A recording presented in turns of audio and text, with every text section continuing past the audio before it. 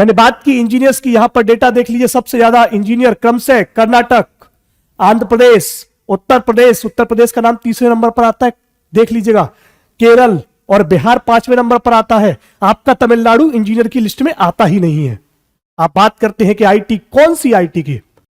नमस्कार साथियों, आज साथियों एक ऐसी चीज पर बात करूंगा जिसका उपयोग हम और आप रोज करते हैं और साथियों सुबह सुबह उठ करके करते हैं। साथियों, डीएमके के एक सांसद हैं जिनका एक बयान आता है कि हिंदी भाषी लोग सिर्फ टॉयलेट साफ करते हैं। तो इनको साथियों मैं बताना चाहता हूं कि जिनके द्वारा डीएमके सांसद के द्वारा जिनके द्वारा यह बात की गई, उनका नाम है दयानिधि मारन। और इनके द्वारा ऐसी बातें की जाना साथियों कहीं तक मुझे लगता है कि शोभा नहीं देता है। हम भारतीय लोग हैं साथियों और टॉयलेट का उपयोग करते हैं, शौचालय का उपयोग करते हैं। तो जब हम गंदगी फैलाते हैं तो उस गंदगी को साफ करना भी हमारा ही एक कर्तव्य होता है, एक मनुष्य का यही एक धर्म होता है। यहां पर साथियों मैं बात करूंगा, इन सांसदों के द्वारा यह कहा जाता है कि यूपी बिहार के हिंदी भाषी तमिलनाडु में आकर के टॉयलेट साफ करते हैं। ऐसी घटिया की सोच साथियों, ऐसी घटिया सोच के लोग जब साथियों सांसद बनकर के संसद में बैठेंगे तो क्या ये उन गरीब तबकों की बात करेंगे जो साथियों जो गरीब हैं? क्या ये उन तबकों की बात करेंगे जो किसान हैं? क्या उन तबकों की ये बात करेंगे जो साथियों रोज मजदूरी करके अपने घर को चलाने का प्रयास करते हैं? क्या ये उन श्रमिकों की बात करेंगे जो साथियों रोज सुबह मजदूरी पर जाता है, शाम को कुछ रुपए लेकर के आता है और उन रुपयों से साथियों अपने परिवार का भरण पोषण करने का प्रयास करता है? ऐसे सांसद साथियों केवल अपने और अपने जानने वालों का पेट भरने का ही काम करेंगे। हिंदी भाषी लोग सिर्फ, इनको मैं बताना चाहता हूं कि हिंदी भाषी लोग केवल टॉयलेट साफ नहीं करते। हिंदी भाषी लोग अपनी मातृभाषा से जाने जाते हैं, अपने मृदु स्वभाव से जाने जाते हैं। हिंदी भाषी लोगों की आप बात करते हैं, जिन हिंदी भाषी लोगों की आप बात करते हैं उनका डेटा उठा करके देख लीजिए कि उत्तर प्रदेश ने सबसे ज्यादा आईएएस उत्तर प्रदेश ने दिए हैं। इसी प्रकार से आप बिहार की बात करते हैं तो बिहार ने सबसे ज्यादा आईएएस और पीसीएस दिए। आप किस भ्रम में जी रहे हैं? आप कहां जी रहे हैं? मुझे यह समझ नहीं आता। आपका एक सांसद उठता है और वो कह देता है कि उत्तर भारत में गौमूत्र वाले लोग हैं जहां पर बीजेपी राज करती है। आप उठते हैं और आप कह देते हैं कि यूपी बिहार के लोग टॉयलेट साफ करते हैं। अब मैं उठा हूं तो मैं कह दूं कि आप गू खाते हैं, तो आपने खा लिया क्या? समझ नहीं आता कि ऐसे सांसद कहां से चुने जाते हैं और कौन इनको चुन करके भेजता है। किन पार्टियों से ये चुने जाते हैं? कौन सी पार्टी इनका कौन सा करैक्टर देख करके इनको संसद में बिठाने का काम करती है, इनको चुन करके क्षेत्र में भेजने का काम करती है?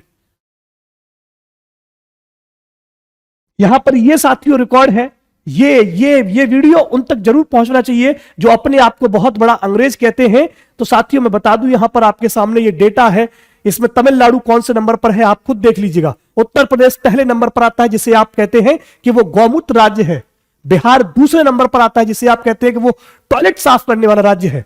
ये दोनों ही राज्य आप देख लीजिए टॉप पर हैं और आप कहते हैं कि ये यहां पर ये करते हैं। अरे जाकर के डेटा चेक कीजिए। इंजीनियर भी सबसे ज्यादा उत्तर प्रदेश और बिहार से निकलते हैं। जिन इंजीनियर्स के दम पर आप उछलते हैं, जिन इंजीनियर्स के दम पर आप कहते हैं कि आईटी सॉफ्टवेयर में काम, अरे आईटी सॉफ्टवेयर में काम तो इंजीनियर ही करेगा ना।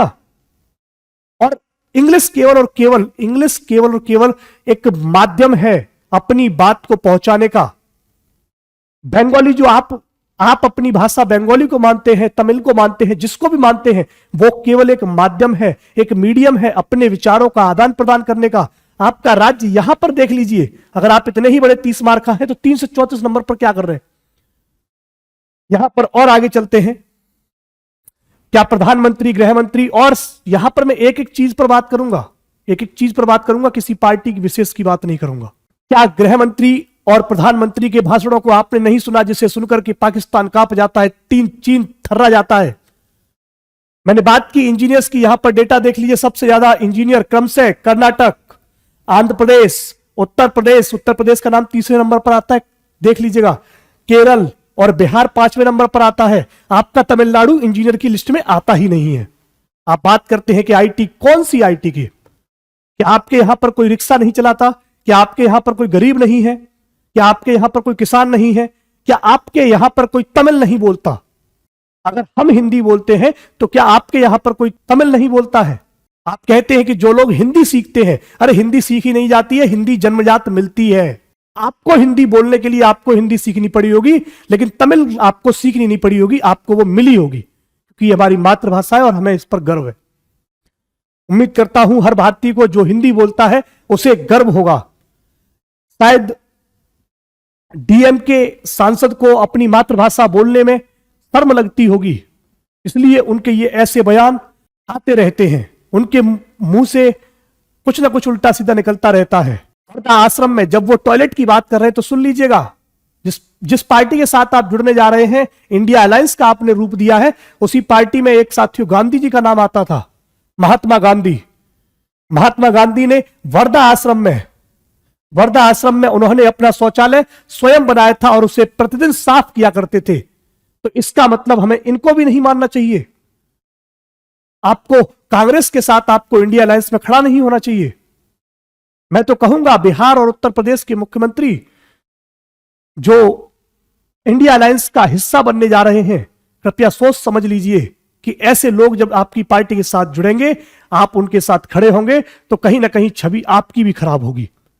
ऐसे बयान कहीं ना कहीं उत्तर प्रदेश, बिहार के लोगों को कहीं ना कहीं कचोटेंगे और आपको फिर से वोट बैंक नहीं मिलेगा। यहां पर बात कर लेते हैं इस चीज को लेकर के कि डीएमके के एक और साथियों मुख्यमंत्री हैं जिनका नाम है एमके स्टालिन, जिनको अमित शाह ने जब अंग्रेजी को मानने की बात कही थी तो इन्होंने हिंदी को मानने की बात कही थी, अमित शाह ने हिंदी के लिए अनाउंसमेंट किया था, तो इन्होंने ट्विटर पर अपने हैंडल पर लिखा था, I strongly denounce union home minister Amit Shah audience push to Hindi acceptance. मतलब जब अमित शाह ने साथियों हिंदी को बढ़ावा देने की बात की, हिंदी को स्वीकार करने की बात की, तो इनके साथियों एमके स्टालिन के द्वारा यह ट्वीट करना कि हिंदी को एक्सेप्ट नहीं करेंगे। अरे आप हिंदी को एक्सेप्ट नहीं करेंगे, बंगाली को हम कैसे एक्सेप्ट कर लें, या इंग्लिश को हम कैसे एक्सेप्ट कर लें। टेक्नोलॉजी के साथ, तकनीकी के साथ जुड़ना सही बात होती है, लेकिन अपने संस्कारों को भूल जाना यह बहुत ही शर्मनाक बात होती है। लोकसभा में भाषण देते हुए आपके सांसद सेंथिल, जिनका नाम है, 5 दिसंबर को उन्होंने कहा था कि बीजेपी की ताकत केवल हिंदी बेल्ट के उन राज्यों को जीतने में है जिन्हें आमतौर पर हम गौमूत्र कहते हैं। बहुत बढ़िया बात कही आपने। गौमूत्र की पूजा साथियों कहां कहां होती है। गौमूत्र का जिक्र अगर आप कर रहे हैं तो गौमूत्र का इतिहास पढ़ लीजिएगा। गौमूत्र के इतिहास साथियों महाभारत से निकल करके आता है। रामायण में साथियों गौमूत्र का जिक्र होता है, और आप बात करते हैं कि गौमूत्र की। समझ नहीं आता कि आपकी कब इस छोटी सी मंदबुद्धि में ये बातें घुसेंगी कि आप जिस चीज का विरोध कर रहे हैं वो कहीं तक भी मान्य नहीं है, कहीं तक भी कहने योग्य नहीं है। आप बीजेपी पर यह आरोप लगाते हैं कि आप केवल गौमूत्र पर राज करेंगी, तो यह आपकी गलतफहमी है। यह आपकी गलतफहमी है बहुत ज्यादा।